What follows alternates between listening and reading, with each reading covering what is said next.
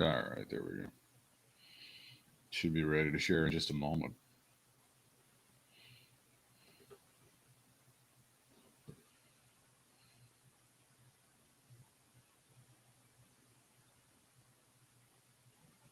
There it is.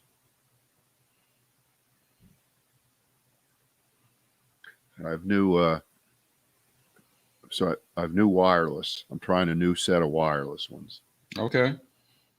These I decided to let Costco do the shopping for me, because Nice. they'll only have like 3 of them there. Mm-hmm. Okay. So I figure, all right, we'll let them do it and we'll see. And they did And it. well, it's a little drama. It's too boring to tell you now because Oh. wait till I tell you afterwards about my uh, auto buying experience because Oh. not only is it not over, Oh no. ooh, you know where it is right now? It's still in the first inning. That's how.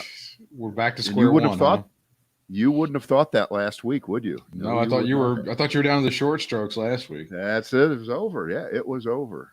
But this is going into the annals, and it's also going into the annals of my best rant meltdown scream fest since I yelled at what's his name, our old program Oh, director. Matt, you yelled at that guy. Oh, what was his name? Laugh, Jason. I can't even remember the guy's name. Jason. We've been Yeah. we've been through so many shitheads. It's hard for me to remember the ones. Yeah. That's I funny. couldn't remember his last name. What was his last name? First, Okay.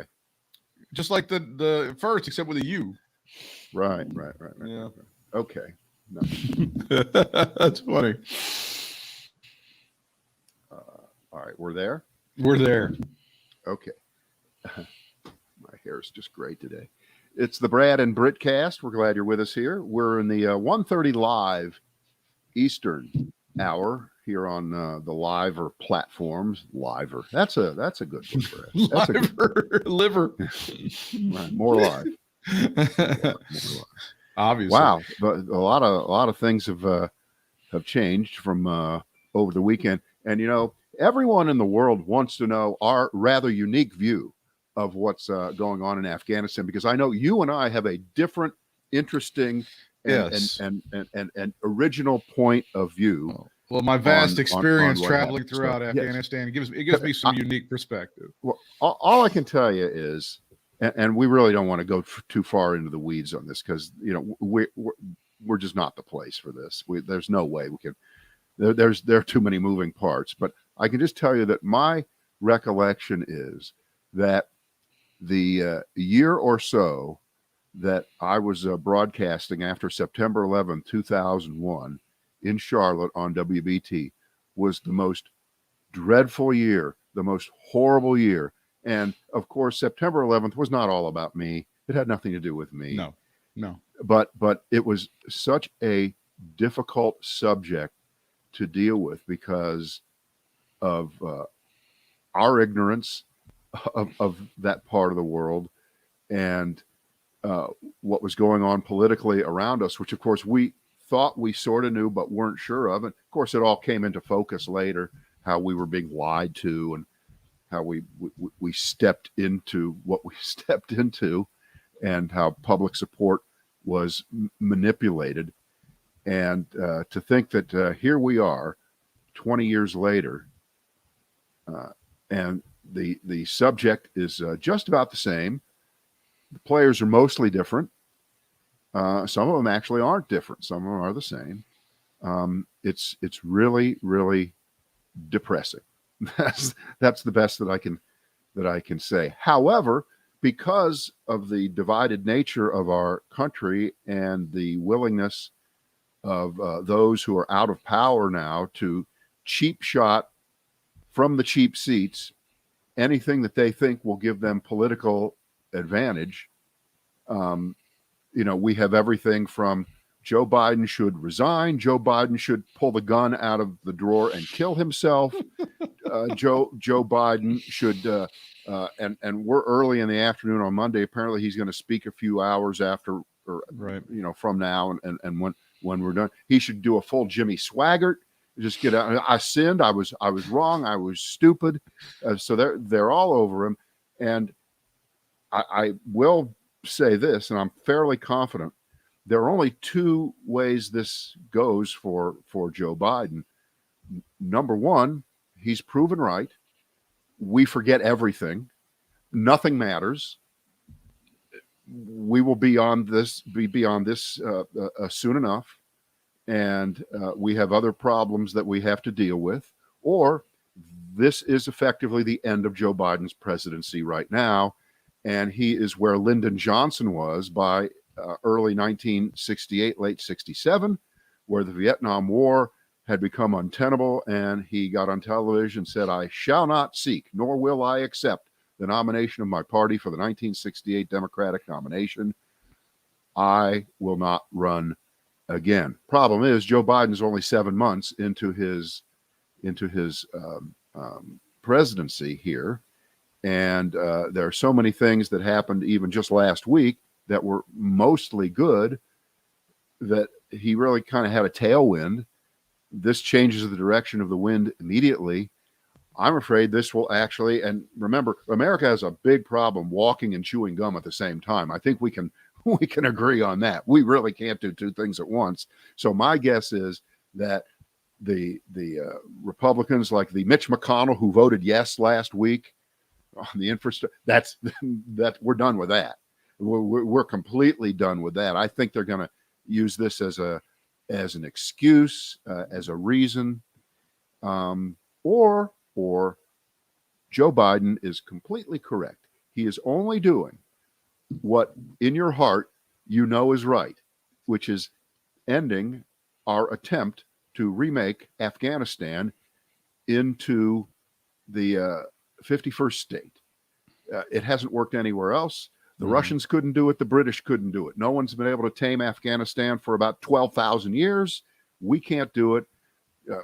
It doesn't matter how much firepower we have. It doesn't matter how good our military is. The phrase that comes to mind, and I don't know who said it, and I'm going to paraphrase it, and it doesn't really sound good the way I'm going to say it, but the Taliban, people in that part of the world, of course, they think in millennia, in centuries. We think in the next news cycle on what will look good tonight on the 7 o'clock news. Okay.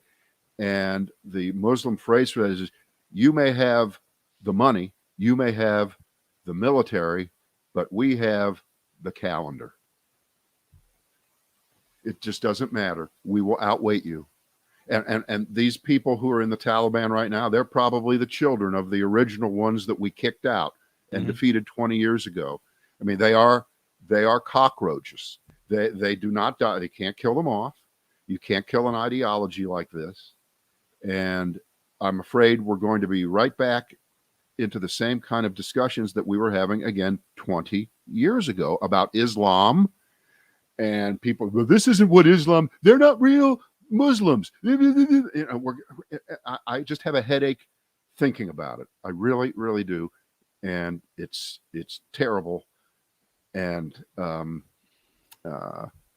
to have members of the previous administration and Trump himself thinking this is the greatest opportunity they've ever had to take out Joe Biden, because they clearly didn't plan for this to happen so quickly.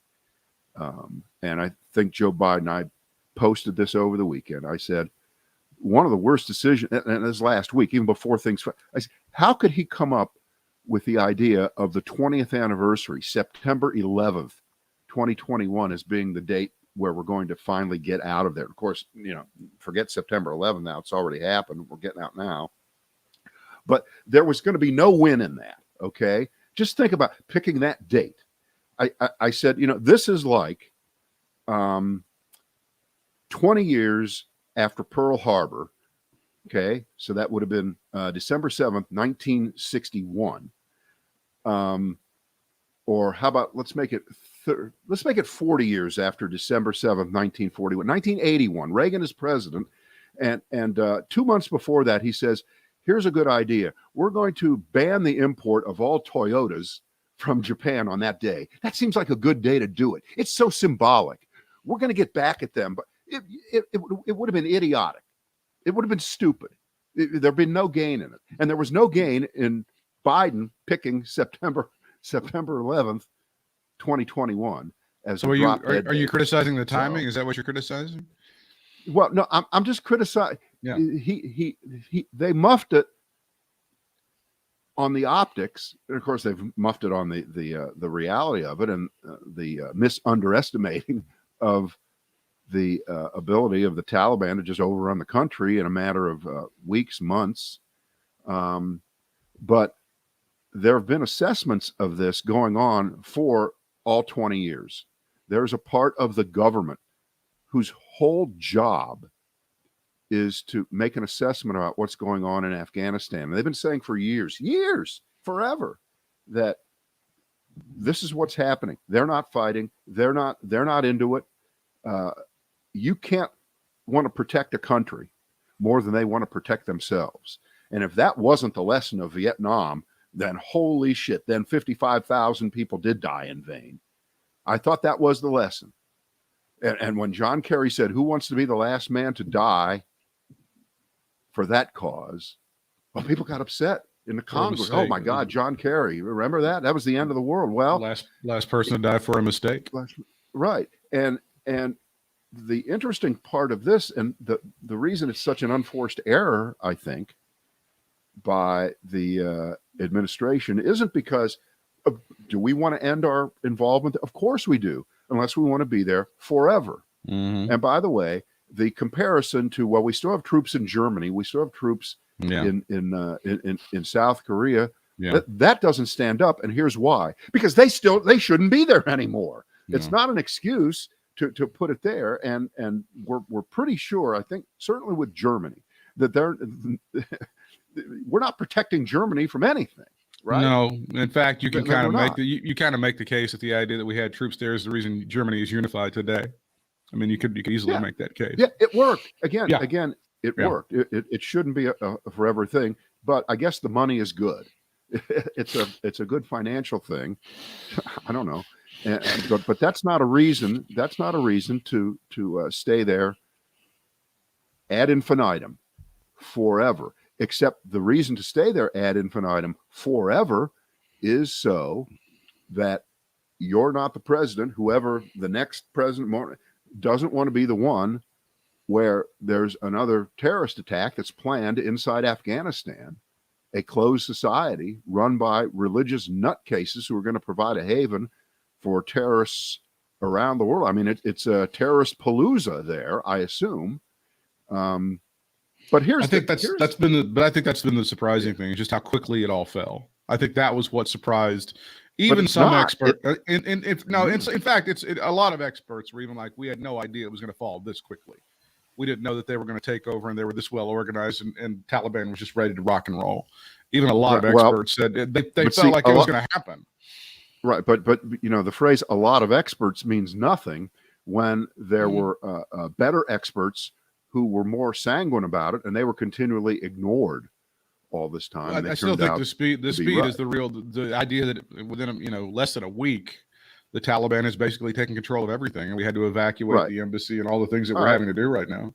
All right, but and now to be fair to Joe Biden and this decision, what if this had stretched out over a period of 6 weeks or 2 months? At a certain point, it is the end. Yeah, we're out, and they got it. Yeah.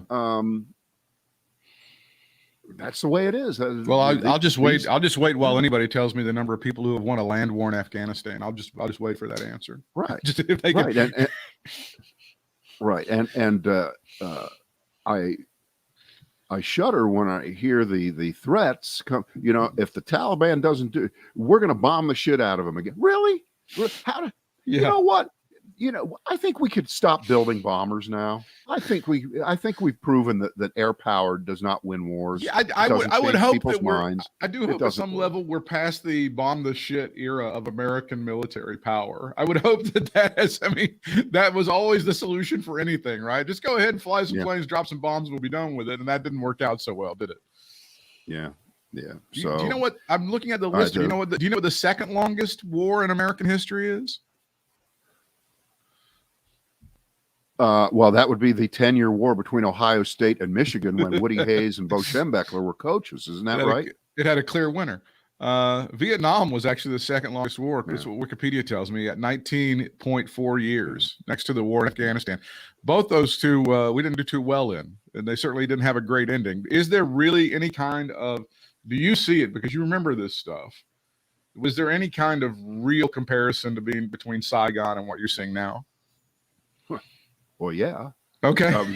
I mean, I haven't seen anybody yet. I haven't watched enough TV, but I haven't seen yet a split screen of the video of people being plucked off the top. I think that was might have been the American Embassy. It might not have been in 1975, getting the last few people out of Vietnam, and the people crowding into the airport in Kabul today and trying to jam their way onto airplanes. Some of them actually falling off of airplanes and dying, trying to get out of Kabul. Now, of course, you could say, and again, the comparison is just visceral. It's visual, but the lead up to it kind of feels the same, because in Vietnam there was this horrible thought, eventually this day is going to happen. And then it finally did. And you see, there's always a scramble at the end. This seems to be even worse than the normal. And again, we have way more ways to document it. We have more video. We have, like everything else. So we think this is the worst thing ever. It's never happened like this before. It probably has. But again, we haven't seen it the way we're going to see this up close and unfortunately personal. So, you see, I do think he, and we can't discuss the politics of it. I do think he can overcome the politics of it and be reelected. I don't know if this is a lasting stain upon Joseph Robinette Biden Jr.'s administration, because I do think we are in the era of I think we've had that. How does that affect me? How does it affect my truck payment? How does that affect me not getting COVID and getting on a ventilator? I think a lot of people are focused on that. Obviously, if there's a terrorist attack between now and whenever, and people can point the idea that the Taliban were reformed and helped, then everything's off the board. But I do think in this moment, as you say, our memory is fairly short, and I think in time he would be able to overcome this politically. But yeah, it's a black eye on him at the moment in August of 2021 for sure. Well, this is just, and by the way, as of a week ago, this chapter in the book of wedge issue bullshit messaging lying by Republicans, this chapter didn't exist yet. Okay. But it's now a new chapter. Right. Because they're going out of their way, of course, to pin this 100% on Joe Biden. And there's no way to avoid the fact that, yes, Joe Biden made the decision to, number one, go past I think it was May 31st date that Donald Trump had negotiated a year ago, proclaiming peace in our time. He was full Neville Chamberlain.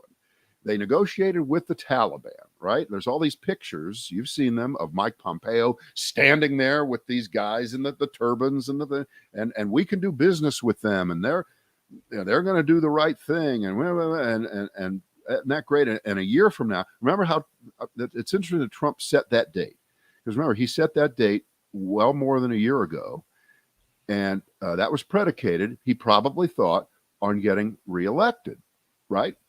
And so he campaigned and said, I'm ending the war in Afghanistan. Yay, he got a little bit of applause. Not that much. Wasn't a big deal. That's not why people voted for him or against him.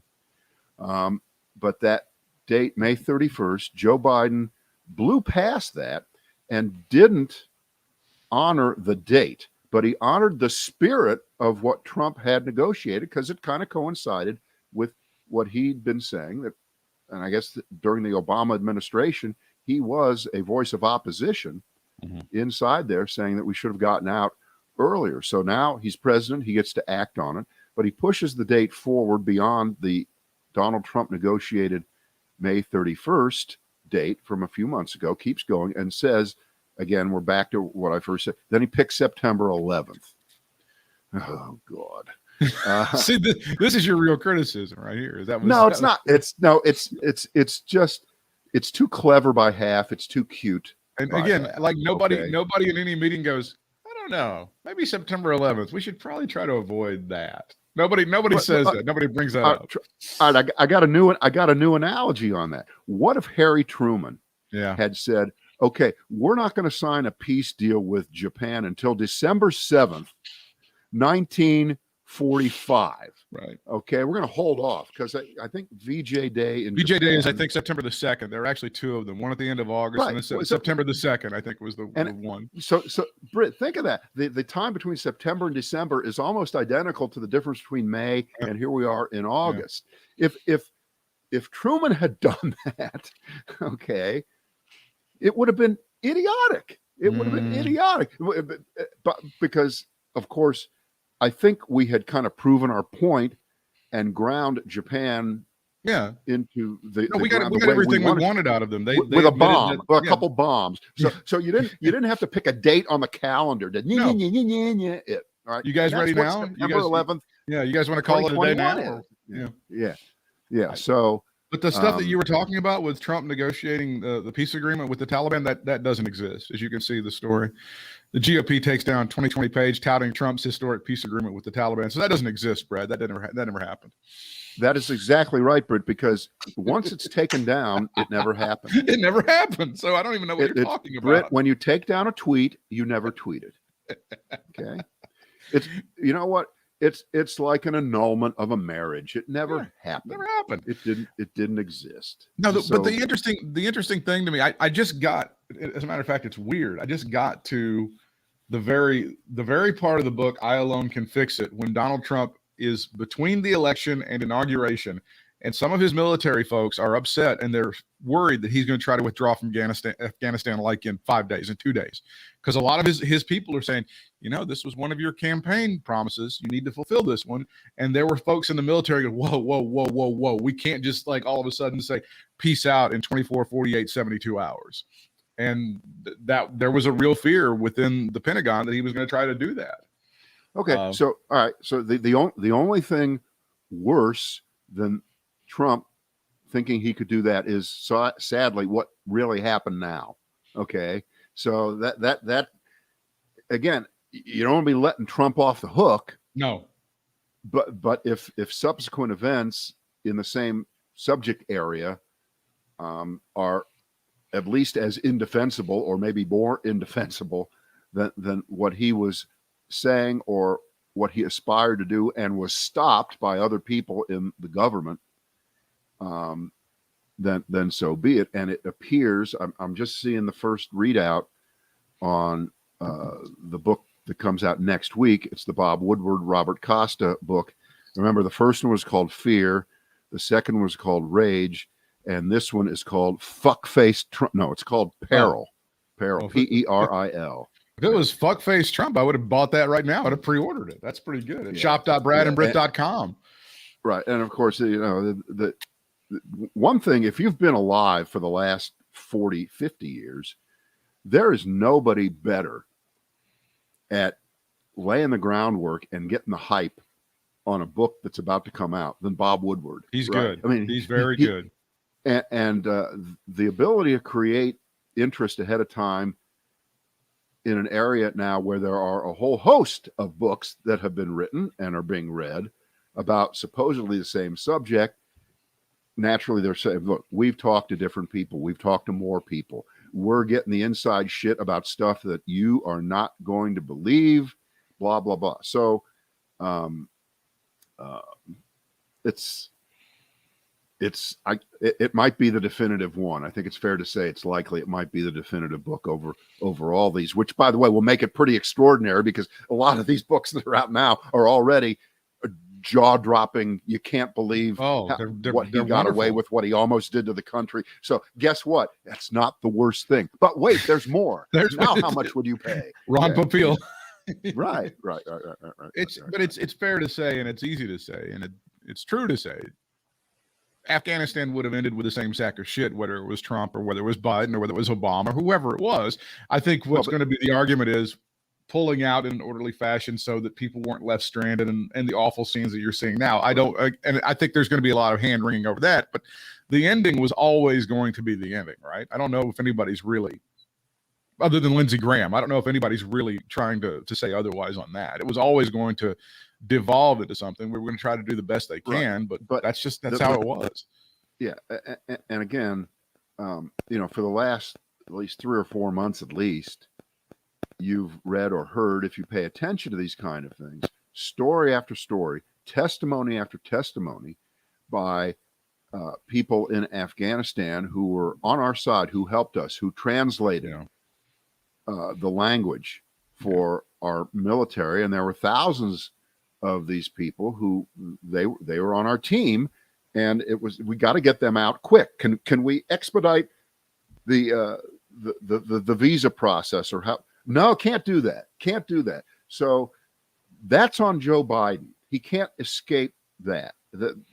That's a mistake. And if thousands of people who helped us are butchered by the Taliban, that's going to be a tough one to climb out of, because it's not as if he didn't know and we didn't know and we weren't warned and we weren't aware of it. That's now can I just and I think we can move on in a second here. You'll notice the big difference between having a Democratic president and a Republican president making a big mistake, an error. Okay. And in Trump's case, every mistake and every error was always done with the idea of gaining some kind of political advantage to help him get reelected in 2020. Remember? That was everything he ever did. Okay. Yeah. But Trump went essentially 4 years with no criticism from his own party, no criticism from his TV channel, Fox, none.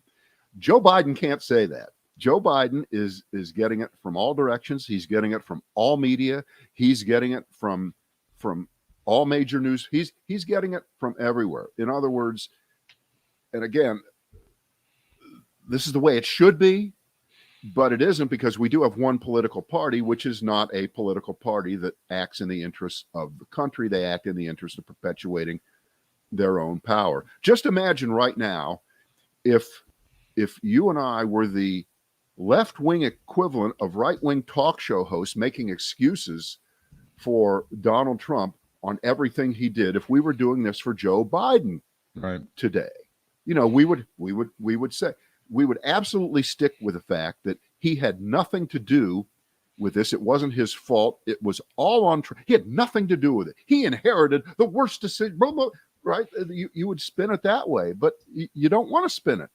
You don't want to spin it. You want to get the facts out there, and let's see.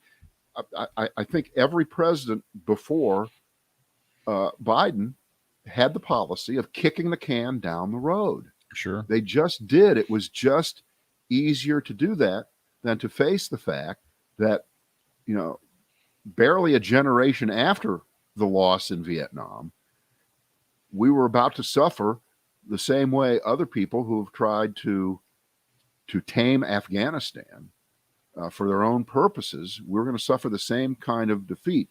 And we can feel good about the fact that we weren't trying to take over Afghanistan. We weren't trying to annex it as an American colony. We were just trying to, impose American-style democracy on them.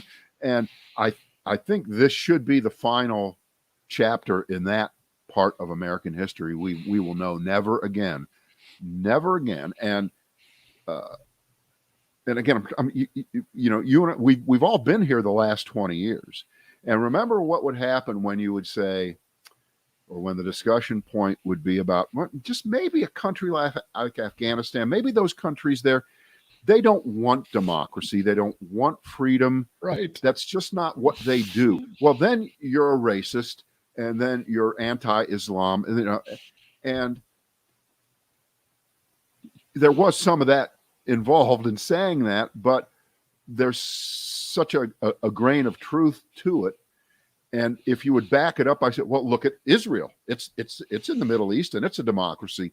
I would contend that that's what we call a special situation. It is a little bit of a different situation, very different, and it's not a Muslim country, and no. It doesn't count. So if you thought you were going to remake other countries in that area in the image of either Israel or the United States or other free countries in Europe and the rest of the world. It's just not going to happen. Well, you're bringing back some really bad memories from the early part of the century. That was the Dick Cheney, the Paul Wolfowitz, the Don Rumsfeld era of the neocons. Wait till these guys just get a taste of Jeffersonian democracy, right? That was always the thing. It was just, and I'm sorry, it didn't turn out that way, but hey, you'll see. Right, Britt, here's the tragedy. Here's the tragedy of what's just happened over the weekend. They're never going to get the traveling cast of Hamilton to open at the Kabul Theater, a world-class theater that's had great live performances since 1907. They're never going to see Hamilton there. It's not going to penetrate. I'm not sure if they're ready for such a celebration of immigrants. But then again, I'm not sure if we are right now either. So it's kind of the same. We're in the same kind of boat, aren't we? Well, I threw up a picture. A split screen on my Facebook page of about 12 guys standing in the presidential palace right around the desk over the weekend. These are guys in, battle gear, turbans, guns, and they've taken over the palace. And I put up a picture of a bunch of people standing in the well of the United States Senate trying to take over the United States Senate. Now, the only difference is these guys in the United States, they were aspirational, but they wanted to stop a free and fair election. But there was a big difference. Guess what? Think about this, all you assholes who have tried to undercut the stories of courage that we all saw on television, and we still see it today, the courage of the Capitol Police in defending our Capitol. Our Capitol Police defended our Capitol a hell of a lot better than the Afghan army defended Kabul in Afghanistan. So who's the hero? Who is the hero here? Again, like these are two incidents in less than 7 months that really undercut our ability, if we ever had it, to preach freedom and democracy around the world. We really have damaged ourselves badly. Yeah, we're going to get whacked on this badly. We're going to get whacked on this on the world stage by the regular suspects, your Putins and so on, so forth and so on. They're going to be the ones. Right. Except for anybody like that to come after us for not continuing to stay in Afghanistan. Like, I'm sure Putin was the only reason Putin wants us to stay in Afghanistan is because it occupies our time and it costs us money. He loves that shit. For those of you that are watching, I'm showing Brad's juxtaposition of the folks, the Taliban, and then the insurrectionists from January the 6th. There's the I couldn't decide whether to show the picture of the guy in the Senate there sitting, or whether I was going to use that picture of the guy with his feet up on Pelosi's desk. It was a tough call, but and I promise we will move on from this. But there was one specific article that I was reading in the New York Times. It was about the mayor in one of the towns. Did you read that, where they're trying to get people are pissed because there's no power, there's no water, the shit's flat, and the people who would turn on the water and people who would fix the power, they're gone because they're afraid they're going to get murdered by the Taliban. So obviously the Taliban is trying to call them in and tell them to come to work, or they're going to get murdered. You know what? I think I did see that. They said, if you come in and fix the electricity and get the water, and we won't kill you. I think that was their bargain. Yes, that's right. And they want people in the hospital, and they're going around to different healthcare workers and going, hey, you guys need to keep coming to work, and they'll buy them like a burger or something. And here's your $6. Here's a burger, and make sure you come to work tomorrow. So they're already trying to set up some infrastructure. Right. And the classic ending to this story, which of course never really ends, is that you're already seeing the seeds of why change what you're doing when what you were doing all of these years was not working. Keep doing it. And apparently we still think, the Biden administration, I don't know who thinks this, that we're still going to have some sway over the Taliban. They've given themselves like this long name now. It's not called Afghanistan anymore. It's the Taliban Republic of Democracy, Freedom, and love and pizza of Afghanistan. They've given their name, just like all dictatorships do. They always have to give themselves a euphemistic name, but that we are still able to hold sway over them by threatening to withhold aid to help them rebuild their country. The one that we've been building and rebuilding for 20 years, that somehow the big issue for these guys who've been hiding out in the mountains for decades, waiting to come back in and kill everyone that doesn't believe as they do, who wants to close every school that a girl has ever attended for 20 years, that they really give a shit what kind of quote unquote American financial aid would come their way, that we can still, no, just no, they don't care. It does not matter to them. If you're considered a racist or anti-Islam by saying, I don't think they care, I think they're really interested in going back to the 9th century, then call me a racist, call me that. They don't care about that. They don't care about stuff we care about in that way.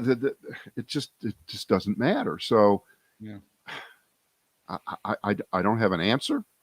I have a lot of questions. I have a lot of questions, and the fact that no American troop had been killed for the last year and a half, that's what really makes it difficult for the Biden administration to say we had to get out. We had to get out, pick a date, any date, because at this point, things, while they were deteriorating, they hadn't reached the point where we were losing our troops anymore.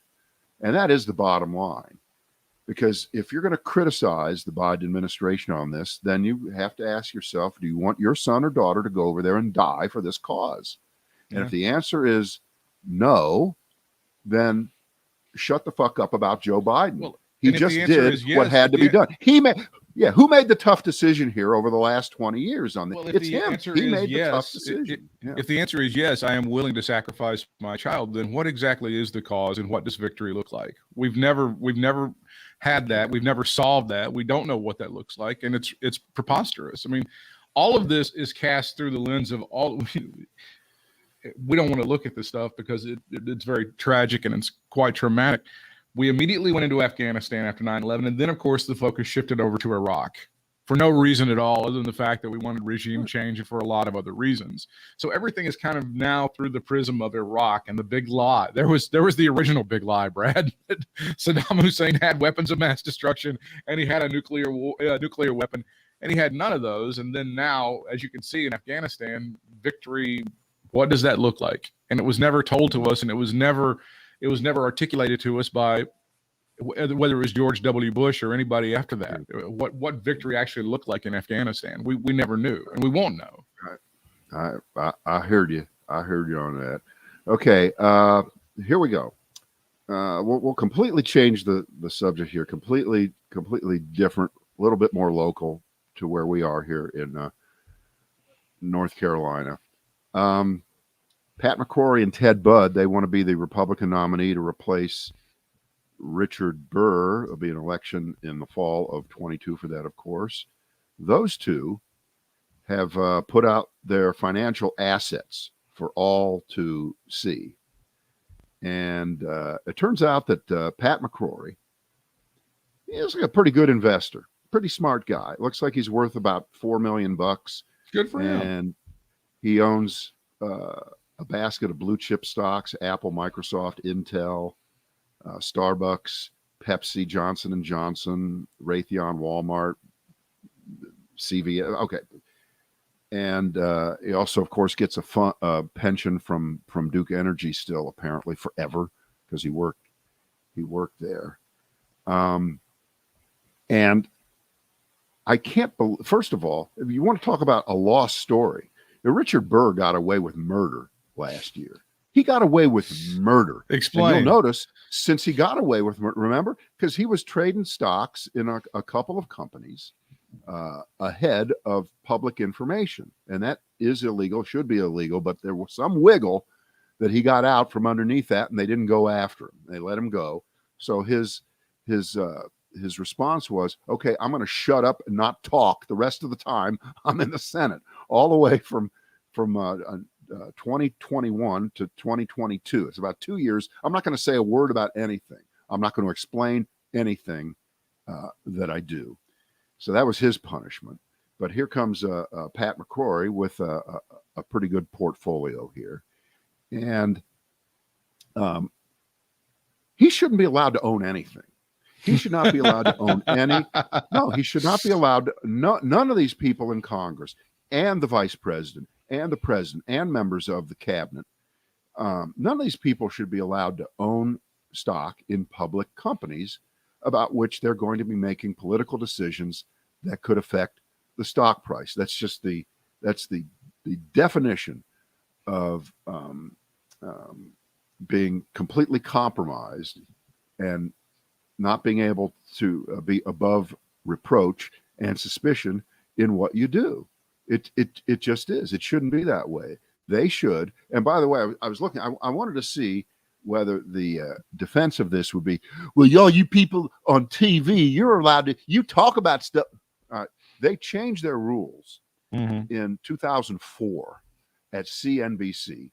So all the anchors, I'm not talking about people who are opinion people who come on and talk about stocks. Obviously, they own the stocks. There's no question about that. I'm talking about the anchors are not allowed to own any stocks. They're just not. And the rule should be for members of Congress, at least that stringent. At worst, you should maybe be allowed to, I guess you should be forced to put all of your assets in a blind trust run by someone who you don't know what they're doing until you come up for water after you've left office, and maybe a certain time after that even too. It should be pristine. It should be above reproach. Or if you want to be a little bit more liberal with them, say, all right, you're allowed to own index funds. You're allowed to own the market in general, but not specific stock names. But for Pat McCrory to be owning all these, I think it's terrible. I think, and by the way, it completely undergirds the stereotype of Pat McCrory as a corporate hack. Right? Yeah, and but by the way, it's not going to hurt him though, right? I mean, not in terms of that primary. Well, it doesn't right now, but in a general election, if he runs against, and I'll just pick a name here, say Josh Stein, who's now the Attorney General. Yeah. I'm sure Josh Stein could pick that apart in about 2 seconds. Smart guy. He's a very bright guy. And make a case against it that he's compromised. But I just thought that was one of those stories that kind of came and went the other day. Right. And because we're in August of 2021, far ahead of January, February, when things would start to heat up next year about this race in North Carolina. I just thought it was worth noting. So there you go. I'll throw that one out. What do you got? Well, I just this will be a totally shocking and surprising story for most people. There's a Delta surge drives home painful truth. COVID isn't going away. That's a New York Times story. Obviously, among the unvaccinated, who are the ones who were driving this particular surge, you've seen now that there is approval for a third shot for those people who are immunocompromised, and I'm pretty sure that there's going to be approval for a third shot for the rest of us probably before the end of the year. And to me, this is the home front war. We talk about Afghanistan a lot. This is the war that's going on right now in the home front, and it was a completely preventable war. And it continues to be what's driving the train, obviously, across a lot of states, a lot of states in the United States. Yeah, that's true. We may have lost a war in Afghanistan, but at least that war, there was a knowable enemy. There was a reason that we lost the war. We didn't kill ourselves in the war. We just got beat by a more committed, more entrenched ideology that was never going to be rooted out by military power. It doesn't matter how good our strategy was. It doesn't matter how many times we surged. Oh my God, what a word! All of these surge is gonna get it done. Okay, that was God. Okay. Oh, that was the key word of 2004. Right. But But to be real here, the war that we're losing here in the United States to COVID, as Donald Trump once said, one of the few things he said accurately, the invisible enemy. We've had all the tools. We had all the weapons. We had the ability to win the war. We could have wrapped this up fairly quickly. We could have been in a very, very advantageous position, not only through the summer, but going into the fall when things start to cool off. And that's more prime time for the virus in general. We would have been ready. We would have had that vaccination rate up at 80, 90%. We'd be in pretty good shape. Yeah. So, yes, it's tragic that was the number like 2,300 Americans died, something to that sort. But let's be real here, folks, and let's count numbers. We've had many, many weeks in the last year and a half when way more than 2,300 people died of COVID. Way many more, just weeks where that number was eclipsed. And at the beginning, okay, it was understandable. We had a novel virus with no known cure and no known vaccine yet. And now, since the beginning of the year, we've had the vaccine, and we still have a lot of people who refuse to take it. And so the door is open, and the fall looks like it's going to be just a big mess. However, since, as you know, as Bill O'Reilly likes to say, I'm a simple man. I'm a simple man, simple tastes. I love that. I was at Costco yesterday, as I'm prone to do. And I measured the progress of America by how Costco alters their policies. Now, Costco was the first of the big box stores, if I recall correctly, to say that everybody had to wear a mask. Mm-hmm. They were the first ones. And then, in the spring, like everybody else, they liberalized it and everything was fine. And of course, now, because where we are, Britt, we're one of the, I think, a couple counties in North Carolina that have instituted countywide mask requirements for indoors. Not all of them, just the ones that have a higher than average count. And so they've got the sign up there now that everybody has to wear a mask. And I will tell you, here's the difference between now and a year ago. I don't think you're going to see very many people getting into fights over masks in public. I don't think you're going to see them challenging the clerks in stores as much anymore. I mean, everybody was wearing one. Nobody questioned it. In fact, I'm kind of pissed because when I walked in, I had one. I had like an N95, a good one on. But they were handing them out as you walked in if you didn't have one. But they weren't handing out those cheap paper ones that you see. They had better they were handing out higher quality masks. Wow. At Costco. But that isn't the only thing.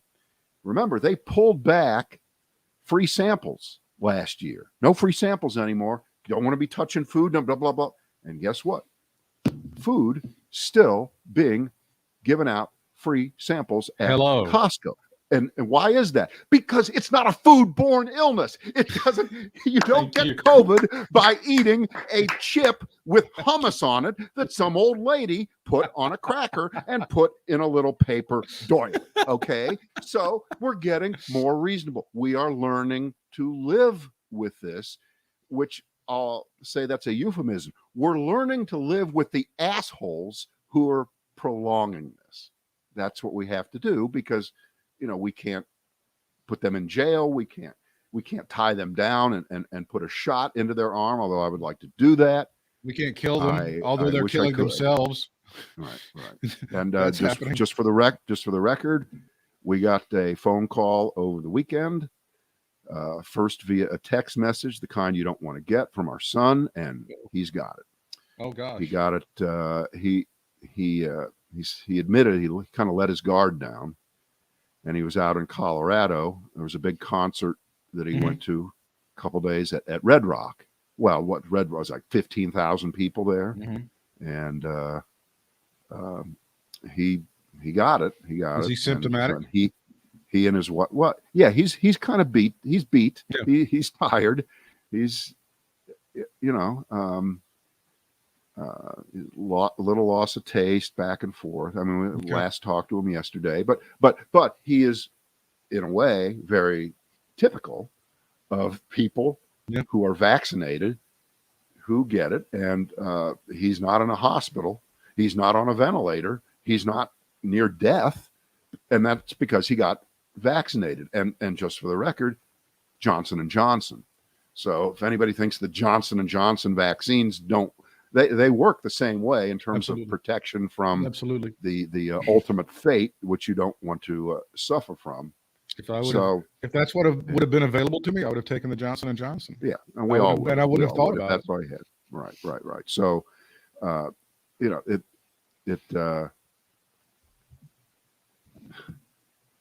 it affects everybody. We're all in it together. Every cliche.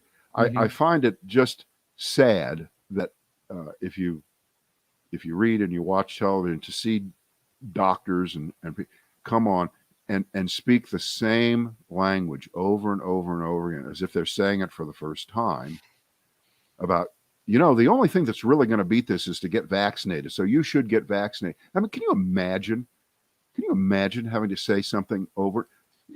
When you have a kid, if you have to tell the kid something the third time, you're already going, I told you that already. What? How many times do I have to tell you to clean up your room, right? But with this, we have to be nice.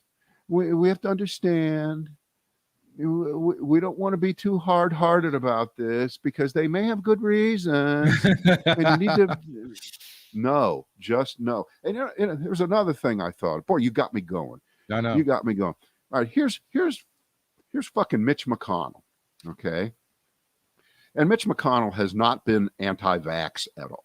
Okay. He has not been that guy, but he's been that middle of the road passive in terms of, not saying that people who don't get vaccinated are pieces of shit, because anything less than that, I consider you the enemy. If you won't go so far as to, but here's a guy who had polio as a kid. Okay. Right. He had polio as a kid. And for all I know, he had to spend, 8 months in an iron lung to breathe, because things were really terrible then for people. And there were degrees of polio. Every case wasn't the same, just like with COVID. Some people it was more serious, some people less. But you've heard these stories. I've heard them. We've all heard them for years about people who are, they're older than me. I'm only 65. Mm-hmm. And so these are mostly people in their 70s and 80s who were getting polio. By the time, I got a vaccine. God, I must have been 5 or 6. And so I was never really in danger. Although I guess maybe as a baby I was, but I didn't get it. But can you imagine back then, people saying that we're not going to protect ourselves from this. We're not going to do anything about it, because remember, they closed swimming pools all summer. They wouldn't let kids go to the movies. They made you do all these things to protect yourselves. And there was not the kind of pushback back then. And so for someone like Mitch McConnell, who survived it then, to not be completely at the forefront of this right now is just disgusting. I mean, it's really, really disgusting that you wouldn't be taking this one by the horns and saying that every person, every Kentuckian, blah blah, whatever he would have to do to because by the way, it isn't just enough to record a public service announcement that gets shown for 2 days and then is never seen again. Okay, that doesn't count. It doesn't work that way, because at the rate we're going, what are we doing? Like 1 million a day now? Is that the number? Yeah. Well, just do your math there. If we still have 80 million people, 90 million people at 1 million a day, that's a lot of months ahead before we're where we need to be. Wow. I don't know what they're thinking. I don't know I guess I do know what these people are thinking. They're owning the libs. That's all it is. You're owning the libs. And by the way, now that Joe Biden has been put back on his heels by his egregious error in Afghanistan. Now I'm definitely not going to get the vaccine because we've got him. We've got him cornered. Okay. Well, I'm looking forward to the Lindsey Graham. You know what the vaccination against terrorism is? Unlimited, limitless occupation of Afghanistan. Boom. Take that vaccination, Joe. I can't. Dumb shit. All right. That's all we got for today, guys. Yeah. Yeah. Back at you tomorrow. You got it. It's 2 for Tuesday tomorrow.